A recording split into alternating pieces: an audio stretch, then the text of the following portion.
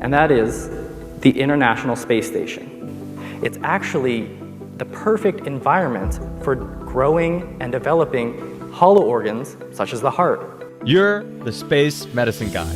What's blocking people from going to space today? Biggest obstacle to putting human beings into space long term would be the lack of gravity. What starts to happen is the whole body starts to come apart. Immediately, your muscles and bones will start to waste away, so much so that you have to exercise 2.5 hours a day, 6 days a week. Aerospace medicine has a long and storied history, perhaps starting back as early as 1522, when the Spanish were actually settling the New World, and they first arrived in the Andes. If an airplane flies close to an Aurorae Borealis, is there any implication? Because does it affect flight? Yeah, well, and this is something we already know, which is that pilots have a higher than average exposure to radiation throughout their lives. And so, in fact, one of the limitations for commercial pilots is time based on altitude. So that if you're flying at a certain altitude, you're actually increasing the amount of radiation you receive. And so, coupled with flying directly through the Aurorae Borealis, that would essentially be like we're getting some of the most concentrated dosages. No. Really? Yes, but the good news is you're the space medicine guy. What's blocking people from going to space today? Nowadays, the biggest obstacle to putting human beings into space long term would be the lack of gravity. Historically, we've overcome problems such as lack of atmosphere. We are looking into problems of overcoming the increased radiation. But the biggest impediment to humans making it into deep space missions, making it to Mars, will be the lack of gravity as we travel between planets. And the reason is simple. The human animal has evolved on Earth and has needed gravity in our whole evolutionary landscape. We've actually relied on gravity longer than we've relied on oxygen if we take the evolutionary view of animals, of people. And so that is one of the most fundamental assumptions our bodies make.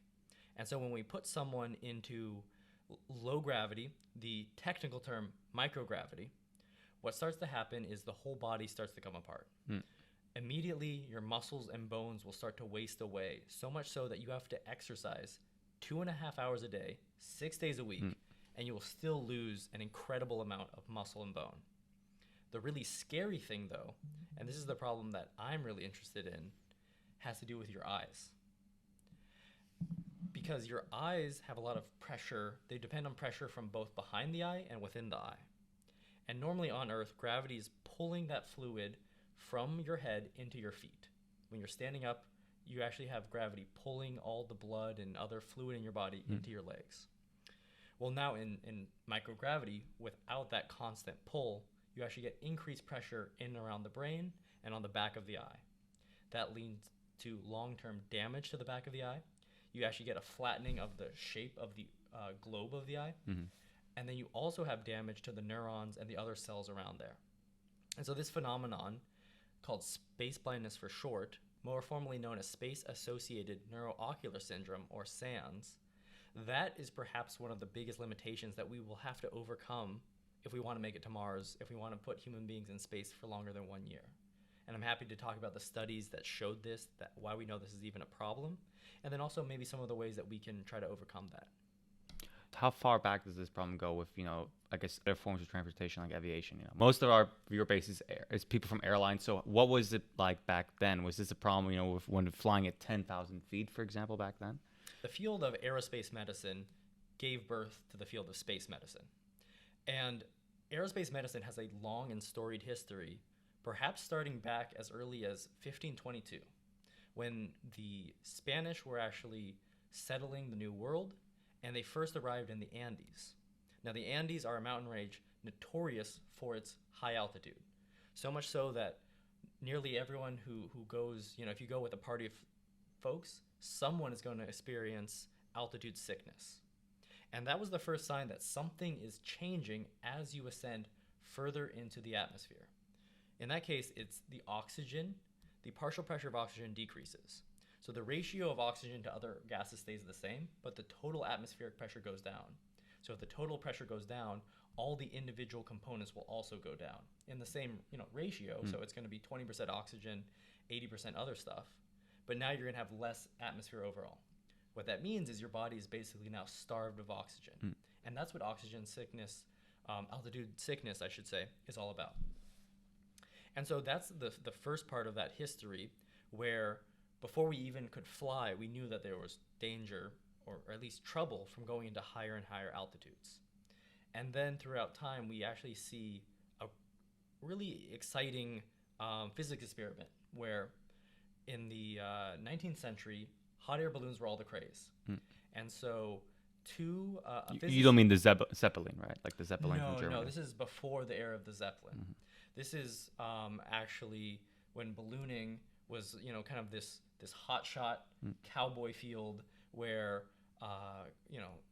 people of science, people who also were explorers, would ascend as high as they could in hot air balloons. And so now you have places not in the Andes, people ascending even to higher altitudes. And so there were two folks kind of most notorious for setting a new record and almost dying by going so high that they ran out of oxygen. And that's James Glacier and Henry Coxwell. And so in this experiment, they wanted to see how pressure would change, and they brought all their tools on board, but they went so high in the atmosphere that they both pass out and nearly crash on the way down. And by some miracle on the way down, I want to say it was Glacier woke up and was able to re-engage the hot air balloon so that they didn't, have a total devastating crash. And so from that, we knew basically if you want to go so high in the atmosphere, you need to create what's called an artificial atmosphere. And so that's what planes have been doing ever since the turn of the 20th century. When we have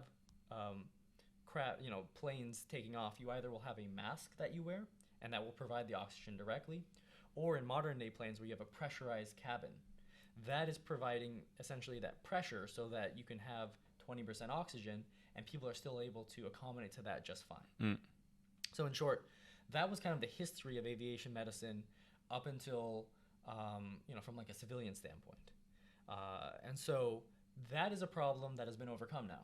And in fact, we have now applied that into spacecraft. If we think of some of the actually initial challenges in putting human beings into space, even some of the initial Apollo rockets, those tinkered with the artificial atmosphere.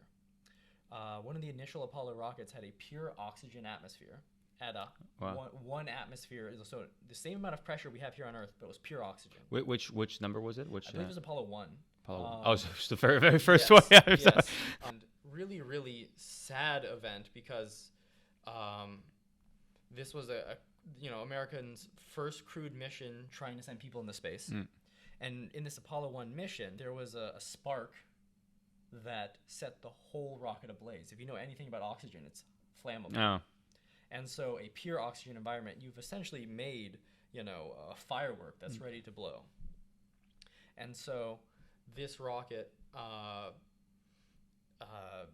went up in flames, and this was showing that this science of artificial atmospheres requires delicate tinkering to understand and do correctly. So now when a rocket ship launches, you have essentially the same atmosphere we have here on Earth, or it changes based on where the rocket ship is actually in the atmosphere. So the International Space Station, for example, that maintains a normal Earth atmosphere. If it was pure oxygen, that would be an incredible hazard. So the oxygen with the International Space Station, you were saying it's closing down in 2026, right? The dates range. It will be the end of this decade, maybe 2028, maybe 2030. But the ISS will eventually be decommissioned, yes. And is oxygen one of the reasons why it just cannot, stay much longer up there? Is that the biggest one? The atmosphere itself is a real consideration. So, the International Space Station was not designed to be up the 30 years it's been up and planned to be up, I should say. But through continuing refinement, addition, and structural integrity kind of missions where astronauts both inside and out will repair the spaceship, we've extended its lifespan several times. But it does leak, and it actually has a storage problem where through repeated missions, there's actually too much stuff, not enough space. And so... I mean, that just sounds like all of our homes. We're always buying so much stuff, and now we have to, not enough space. I mean, Exactly. We need a garage for the International Space Station just to put all the junk. I hope there's no startups that come out of that garage, but up there. But no matter where we are, whether we're here on Earth or we're up in space, we still have a problem when it comes to space. Yeah, no, you know, it turns out in space there is even not enough space. So, Yeah. so yeah, so the International Space Station will be decommissioned, but in its stead, lots of private companies are looking to do joint ventures to put up essentially private space stations. And the reason being is that that initial element that I talked to you about, the same thing that puts pressure, extra pressure on the back of our eyes and causes sands, that is actually a fruitful bed of innovation. Imagine, if you will, you can use that lack of gravity to do scientific experiments, to do types of engineering unthinkable anywhere else. That is essentially what these companies are looking to do. Utilize the environment of microgravity actually as a benefit for some material engineering perspectives, for some chemical engineering perspectives, or even some incredibly exciting tissue engineering perspectives. Can you explain those three things a little bit more? You know, just I'm no engineer myself, so. Sure. So that first element that I mentioned, if we're talking about designing products in general, one really interesting possibility is to design optic fibers in space. Okay, so for communication. Optic cables where you shine essentially a light through a very clear, conduit. Mm-hmm. The issue is that system sometimes incurs losses. It's among the fastest ways of communicating through a medium because you're going near light speed. However, any impurities in that optic fiber, optic cable will cause information loss. Mm-hmm. And so you both need encryption protocols that will, mitigate the chance of loss of information, but that's still a consideration.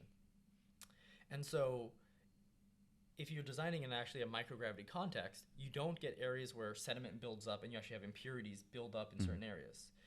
Things will either be more randomly distributed, or from a chemical perspective, things can be made more pure from the base. So one of two things happen. Either you don't get the buildup of impurities at the bottom, or the whole thing is more pure because of just the way that essentially doing the microgravity ensures that at no point of the manufacturing process any sediment builds up. Additionally, if you're doing the same thing, you can apply it to medications. When you're designing and making medications, you can actually have medications where through repeated chemical syntheses, you will have buildup of sediments, and that means that you will have loss of all the ingredients that come together to make your medications. And so you have inefficiencies that increases the price of medications, and it increases because it increases the cost. And the final one is the one I'm perhaps most excited for and have talked about before, which is the idea that some organs we are now basically manufacturing in a lab.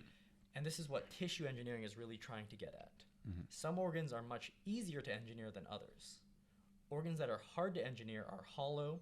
Think organs that have lots of blood vessels running through them or other means of communicating liquids. They need to have liquid in it, versus something solid that's actually easier to manufacture, something flat like an ear. There's many examples where we can 3D print, so to speak, from a tissue engineering perspective, ears for folks who need, replacement. But of course, the number one candidates, the number one waiting list of organs are actually for kidneys, hearts, and similar organs that are hollow or have lots of vessels going through them. And so we've tried models here on Earth where you submerge the tissues in fluid, but that adds lots of variable dynamics that makes it harder to synthesize. And something that's really exciting that some of these companies are looking at investing in and really trying to build up would be to tissue engineer a heart in space. So think of solving some of the crises of transplant wait lists, folks who need transplants. And so we get into this resource allocation mode where we have to determine who is worthy to get a transplant because they're limited based on who's donating. And donations, for the most part these days, come from when someone, typically younger, passes away and is an organ donor. Their organs can be given to folks and give a new lease on life. But imagine instead you have a company that can 3D print and ship from space a new heart, a new kidney. So the concept is fantastically exciting. But on top of that, would solve a huge issue of folks waiting and dying on these lists, waiting for a transplant. And how does that, how would it work like that with the you're saying because of the gravity where you put the kidney into space, that you're able to, it's much more realistic compared to putting fluids like when you say the fluids, do you mean likes of water that's put that pressure on the kidney to see how it will perform? Yeah, so much of your body when you are a fetus develops in the amniotic fluid.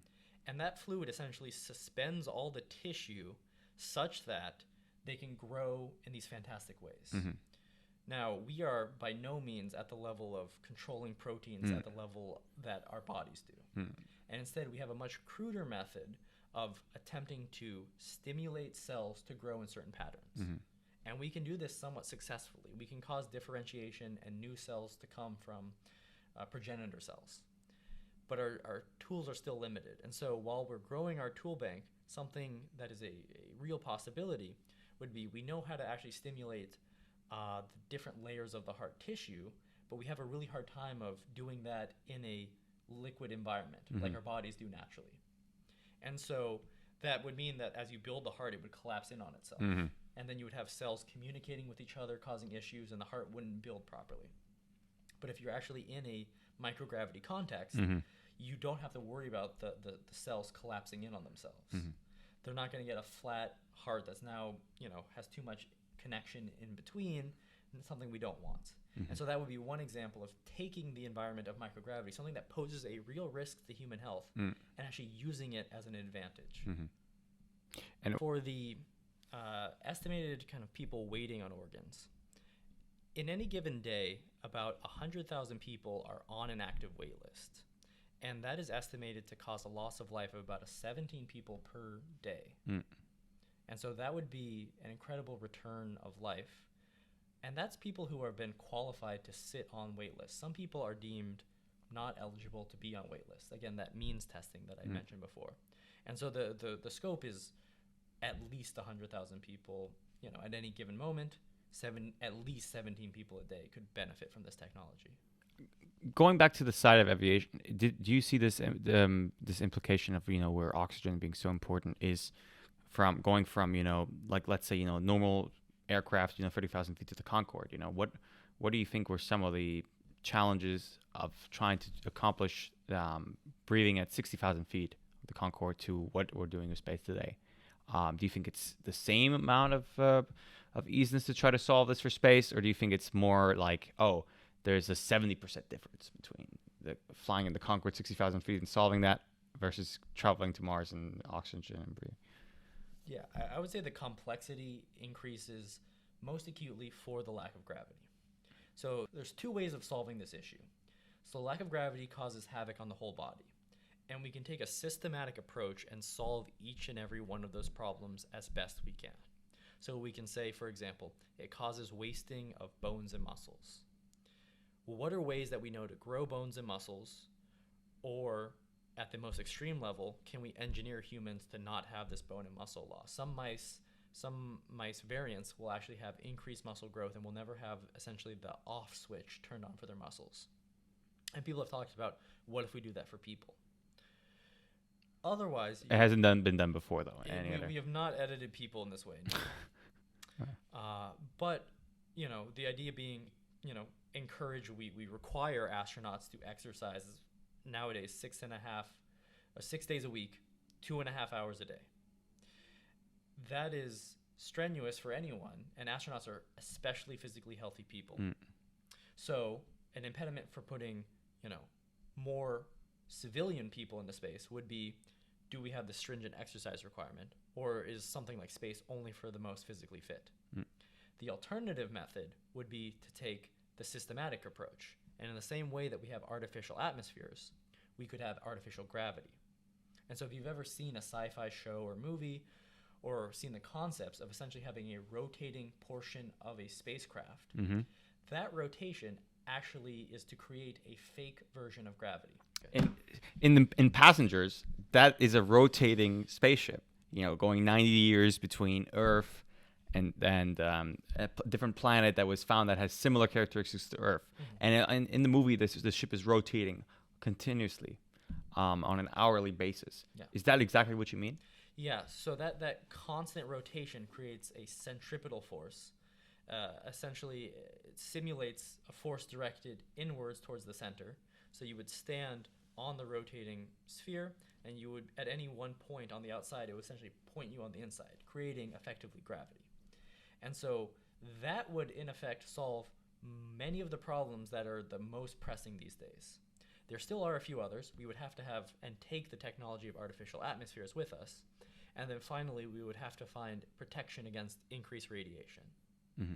So the radiation increases as you leave Earth. And the reason being is on Earth, we have two levels of protection. We actually have an atmosphere, which deflects many types of radiation. And then we also have what's called a magnetosphere, where our internal core, our iron core that's constantly moving, creates magnetic fields that actually protects Earth from solar dust, solar winds that are charged essentially radioactive particles. Mm-hmm. And in fact, that's what the Aurora Borealis are those charged solar particles being concentrated at the north or south poles. The aurora, I should say. The Borealis is only the North Pole. And so the Aurora Borealis is where all those, charged particles are now, coming into close contact, causing the nitrogen and oxygen in the sky to light up from that increased energy. If an airplane flies close to an Aurora Borealis, is there any implication? Because does it affect flight? Yeah, well, and this is something we already know, which is that pilots have a higher than average exposure to radiation throughout their lives. And so, in fact, one of the limitations for commercial pilots is time based on altitude. So that if you're flying at a certain altitude, you're actually increasing the amount of radiation you receive. And so, coupled with flying directly through the Aurora Borealis, that would essentially be like you're getting some of the most concentrated dosages. No. Really? Yes, but the good news is that for the most part, this level of radiation is not going to cause anything like you think of the radiation sickness. You think of something horrible like Chernobyl.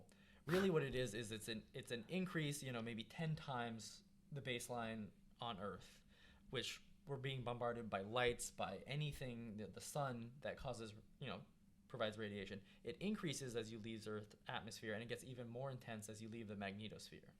So you're still within the magnetosphere for the most part, but you do have a little bit of concentration. So people should not be celebrating when they fly for an Aurora Borealis, or is this an overhype?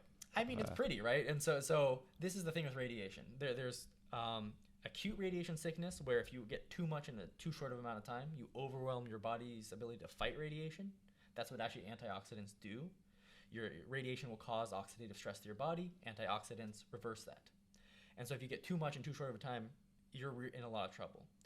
The other thing is this probabilistic model where every increase in radiation increases your body's risk of developing things like cancer. So the trade-off is like you do things all the time that might increase your risk for cancer. For example, we know that there's a correlation between red meat and colorectal cancer. Are you willing to take that risk? Is traveling through the Aurora Borealis something that's truly beautiful worth that risk to you, especially if it's such a small, almost impossible to calculate risk? Doing it, 1,000 times in your life might actually cause, issues. Doing it once, might be worth it. And the same thing with having one hamburger versus 10 hamburgers a week. Well, it's very common. You have like a lot of pilots from Iceland there, and now Play Airlines, two biggest airlines in Iceland, and it's very common that they will fly for this. And this has been a novelty. This is not a novelty. This has been the case for since the days of Iceland getting into the era of airlines. Being a connector between the U.S. and Europe through Iceland. Being a fantastic connecting point. So I think that's a really interesting point. Because Iceland even has two planes painted. Actually, has one plane painted in the Aurora Borealis. They have a logo of the whole. So I'm glad that we've brought down a little bit more into what the Aurora Borealis actually is. There's a different side to that, and going back to the side of space, how does travel, the Aurora Borealis is an effect on how a person can, an effect on the person's health. What about, we're traveling to Mars. What about, we were talking on a personal basis, bone loss. When you say bone loss, I think about WallE. I think about WallE, traveling for space. The Axiom, the ship, is stuck in space for almost 500 years, and they all become super fat. Is that really true? So the bone loss happens kind of at the same time humans almost evolve. And so you see every generation the bones change. The question is are they implying that humans are evolving at such a fast rate because they're in the novel environment of space, traveling through, without gravity and living a very sedentary lifestyle? Maybe. Or maybe they're also showing that the fact that our bones would change from the lack of stress. We actually know that bones and muscles respond to stress. And so not exposing bones to stress will cause brittleness of bones. That's why, for example, some bedridden people are actually much more likely to experience a bone fractures if they jump out of bed and start trying to exercise right away. And so you have to slowly increase that. This is actually true for astronauts as well. They'll spend a year on the International Space Station, and they'll be so weak that they have to be carried out of the capsule on which they landed. They need a whole team of folks, essentially in blankets, to carry them out. And again, they left Earth incredibly physically fit, and they exercise 6 days a week, every week, and yet they still have such profound bone and muscle loss, which is why, again, artificial gravity would be so helpful. Because otherwise you are, essentially jeopardizing your capacity to do work. Thankfully, Mars has a lower gravity than Earth. Mm-hmm. And so you could conceive that a crew could travel to Mars, deal with a little bit of bone muscle loss, actually a considerable amount of bone and muscle loss, and still be able to function. And then if they were to travel back, if this wasn't a one-way mission, if they traveled back, they would have presumably people still here on Earth who could help them out when they arrive back. Mm-hmm. But this is a real problem to consider and overcome. Be that, or we need to figure out ways of creating smaller versions of gravity. The centripetal method that I mentioned earlier would be very mechanically difficult, a very difficult challenge to create. Maybe there are ways that you can create smaller versions of gravity, on a much smaller level, that could at least not provide a full amount of Earth's gravity, but enough to continue to stimulate the bones and muscles even when you're at rest.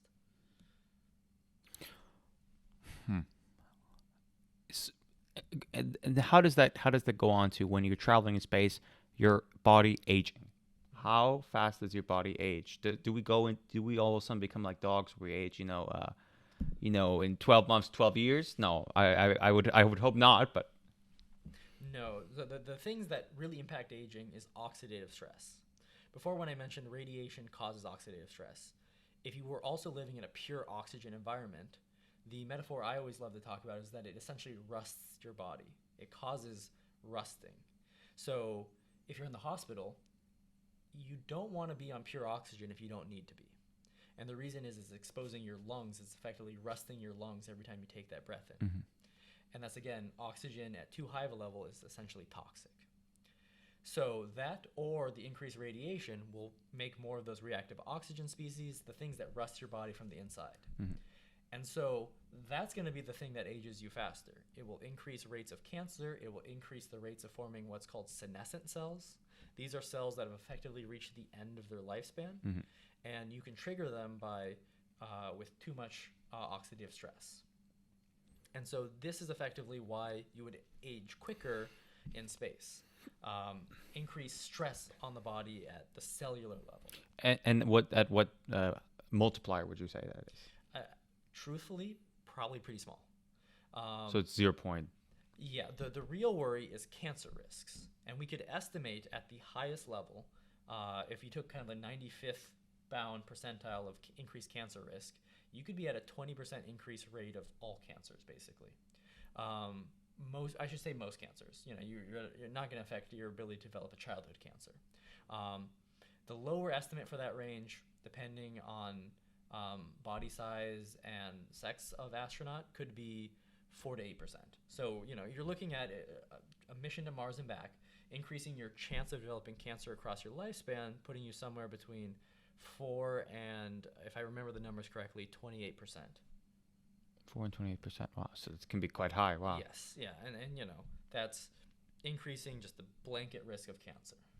So moving away from all the stresses, which was, of course, we want to solve that. That's why we covered that. But what are the big hopes of this? Yeah, so other than, of course, you talked about the kidney, you talked about tissue, you talked about some of the polyps. But what are the other hopes that we can look at? That it's not just about us being stressful, dying, or aging, or or becoming fat. Yeah. Well, I like to. There's two types of people that think about space travel. Either people who are immediately sold on it, or there are people who are skeptical about it. And for those people who are immediately sold on it, you don't really need to do much of a sales pitch.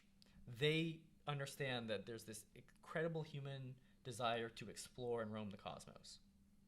But to make that argument as strong as possible, you look at Homo sapiens versus some of our closest ancestors and genetic cousins like Neanderthals. Homo sapiens survived while most of our relatives did not. We might have a little bit of Neanderthal DNA in us, some of us at least, but Homo sapiens survived.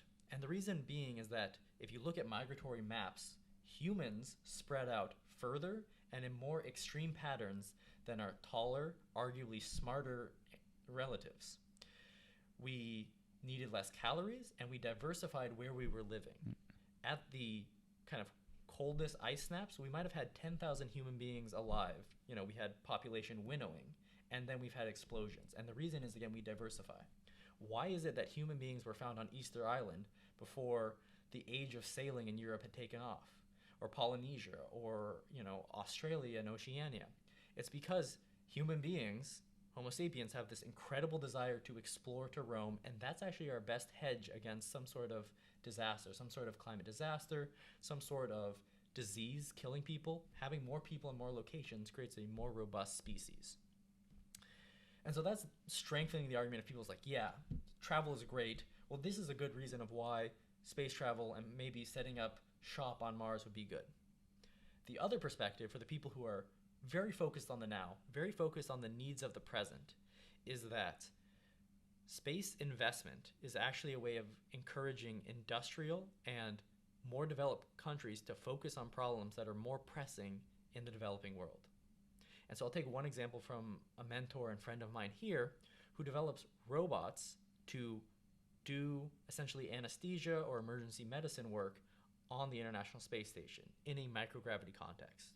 Well, this autonomous robot can effectively start an IV in space, but it can also start an IV in a country where you might have one or two anesthesiologists serving multiple hospitals. And so if the anesthesiologist isn't physically at that hospital, he or she is at a different location, the surgeries have to wait until the anesthesiologist can travel.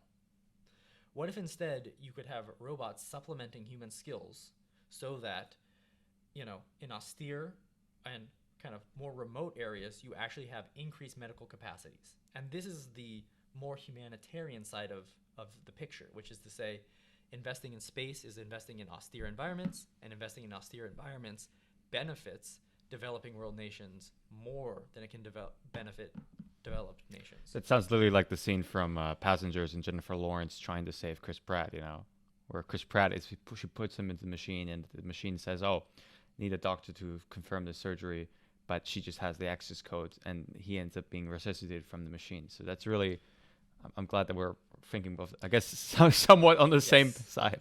Yes, so science fiction has applications for helping things on Earth, and that, I think, is an argument that needs to be better developed, right? Or the picture that I was describing before of developing tissue engineering in space, providing folks who are on the tail end of the wait list of organs, providing them with new organs, is life-saving. And that would be an example where it's benefiting all of mankind, not just the companies that are doing it, not just the few select astronauts who are picked by government agencies, or not by the ultra-wealthy who would pay essentially for tickets to travel and simulate being an astronaut. Mm-hmm. Well, I guess I'm glad that, I mean, have they come to you for these recommendations, these science fiction films to come to you for these recommendations?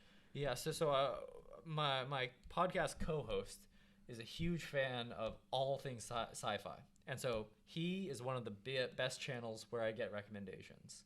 On Apple TV, there's a show For All Mankind, and we've talked about it on our show and in some of our coursework that we've made of some of the ways that they show some of the things we've talked about. They've showed radiation. They take some liberties in illustrating it, some Hollywood sci-fi theatrics, but they get a lot of the stuff really right. And there was an incredible scene where they don't have spacesuits effectively to work, and what they do is they duct tape their bodies.